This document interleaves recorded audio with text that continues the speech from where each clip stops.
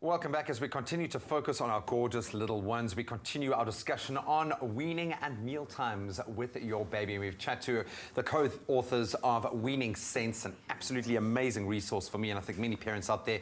We're talking to pediatric dietitian Kath McGaw, as well as occupational therapist Meg Forer. Guys, Kath, Meg, welcome back. Thank you again. I know I thank you every time I see you for making such an amazing book. It really has changed the game, I think, for a lot of parents. But we have gone through the ready stage, we've gone through the steady stage. Now at about 10 months, we go in every sense of the word.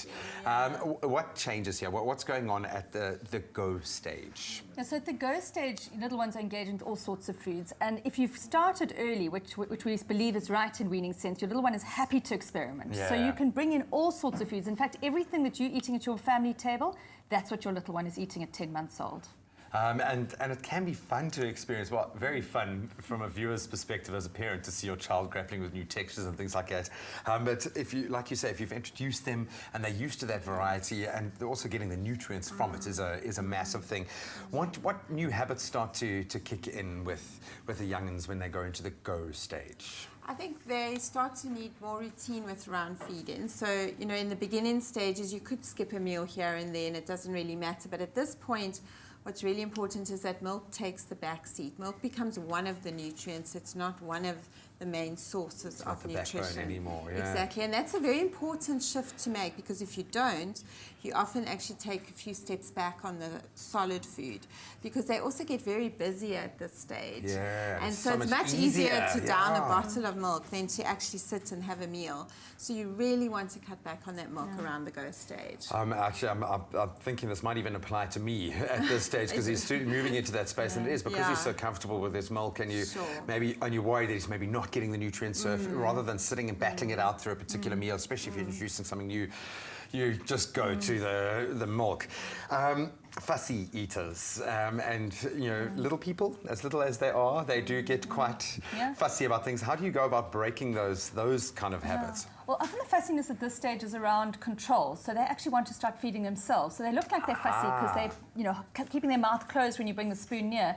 But actually, if you have a bowl of their own with kind of steamed food in it, they'll actually much more likely to engage and not be fussy. So definitely having two bowls. I always talk about the two bowls, that the mom has the bowl of mush that she kind of controls. The nutrients. And then the baby, and then the baby has the bowl of whole food that they then start to control. And that really can short-circuit fussy eating at this stage. Oh, cool, man. The fun. Because, with Jackie Jenny, has to wait. He has to wait, and then you can get messy. Just wait until you've got enough in you, and then we can start getting messy. I think the social, just to add, the social aspect is really important. It's really important that the child becomes part of social eating at this stage, because eating in isolation, when you realize what the world actually involves, is actually very boring. Yeah. And so that also makes eating very fussy, because they just want to get through it so that they can engage with the world. Play again. Yeah. Bombs, and the book is filled with these. Okay, so you brought some lovely ingredients, things that are ticking a lot of boxes for me. You're going to whip up something that is tasty, delicious, very, very nutrient rich, but quite interesting. So what are you making this morning? I want to put you to work today. So we're going to make a banana blueberry smoothie. Ooh, nice. And we got your quinoa that's been cooked up. So Meg is going to put it into this amazing baby bullet, which baby we bullet has changed my life. do love It really this. has. It really What's has. great about it is it can go different paces. So today we make you a smoothie, so it's going to be more smooth. But if you wanted to make something more chunky, then you can just pulse it. Texture, So it's really nice. We're glossing over the fact what makes it really amazing is they've got little faces on everything. That's ultimately very cute. That's actually what it's all about. If you want to, you can also use oats. So it doesn't just have, but quinoa is a very nice grain. It's rich in protein and it's wonderful. So some banana in a smoothie. What's a smoothie without banana? 100%. Blueberries, one of our superfoods with all the wonderful antioxidants. Full of nutrients. And this is almond nut butter, so densely packed with calories. You know, for those little ones that have these tiny tummies, that's the type of calories you want to get in. Because I'm not actually eating a huge amount, you want to make sure everything's calorie full. If your child has a nut allergy at this stage that you're aware of, then you could replace this to get the same calories with like coconut fat. Cool. Then you've got some lovely full cream or double cream yogurt. Yeah. It's plain. If your child again has a dairy issue, you can use some soya yogurt. And then this is my best. Add some spinach. Baby what spinach. a wonderful way to get some nice greens into the And little some one. colour, and you know it's got a slightly some naturally colour. sweet And taste then we'll always anyway. add a And bit then of a little bit water. of water.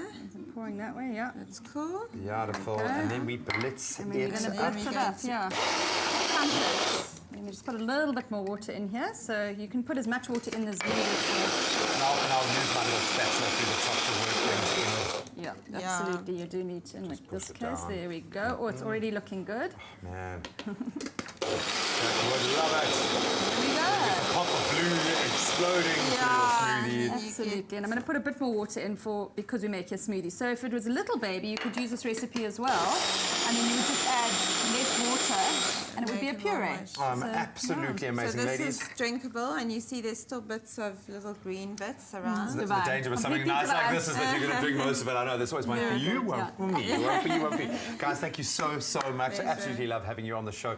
And again, thank you so much for giving us such an amazing resource. When you combine the book with the baby bullet, you have got a winning combination. And for your chance to win your very own baby bullet, all you have to do is head over to our Facebook page and then post a picture of you and your gorgeous little baby, telling us what the first meal you would make in your baby bullet would be if you were to win. Make sure that you use the hashtag baby business tag in your entry. Very important, so we can find it. And those terms and conditions can be found on Expresso Show's website. So thank you again to the ladies for joining us. Always an absolute pleasure. I know we're going to bring you back in. Parents, hopefully you found this as a resource. As always, you know your baby better than anyone else, to make sure that they lead the way.